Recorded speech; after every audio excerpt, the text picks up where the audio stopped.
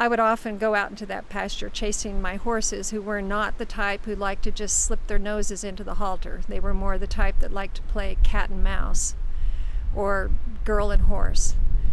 And so off I would go in search of my horses, and eventually I would always wind up out there at the windmill.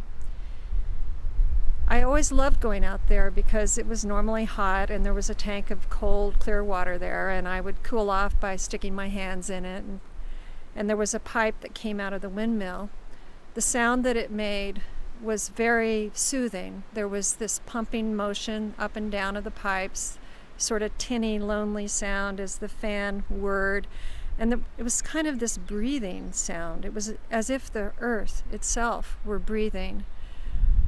I feel when I look back on my childhood that our relationship with that place was more natural. So we had these big pipes that were strung along the top that we laid down along the tops of the fields each spring. And in these pipes there were these plastic gates. And one of my jobs was to go out in the morning and change what we called the sets on the irrigation pipe. So we would close off the original set and open a new set. We had to be really careful that we didn't close off too many gates before we opened the new ones, because if we did, this strength, the amount of gallons per minute that we were pumping caused so much pressure that the pipe gates would blow out. And when I did open the gates, if I tried to slice my hand through that water, the power of the water was such that my arm would be thrown back. And it almost felt like my shoulder could be dislocated from the power of that water. So here we had gone from pumping around 5 to 15 gallons a minute out of the aquifer with a windmill to pumping 1,000 gallons a minute out of the aquifer. This was my father's first commandment: hang on to your land. We always assumed we would. We could not imagine ourselves ever selling our land. Yet my father, having died, put us in a position where indeed a decision about that land was going to need to be made. Ultimately, the story that I was really telling was the story of our family beginning to farm in 1906 and gradually divorcing ourselves, gradually removing ourselves from the land that made us who we were.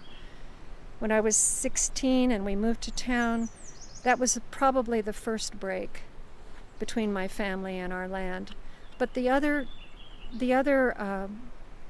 divestiture, or the other gradual alienation that was beginning to take place between us and our land, was the way we were farming it. We were no longer adhering to the natural limits of the place. We were using chemicals to keep all the weeds and pests in suppression, and we were pumping water in order to grow our crops. And we didn't really, we weren't living on a farm anymore. We weren't raising livestock anymore. So we'd really ceased being who we were a long time ago. It's just that it hadn't hit home yet. It hadn't hit home consciously. So I was still identifying as this landed person who would never sell her land. And this relationship with this man was this desperate attempt on my part to have back what really could not be regained.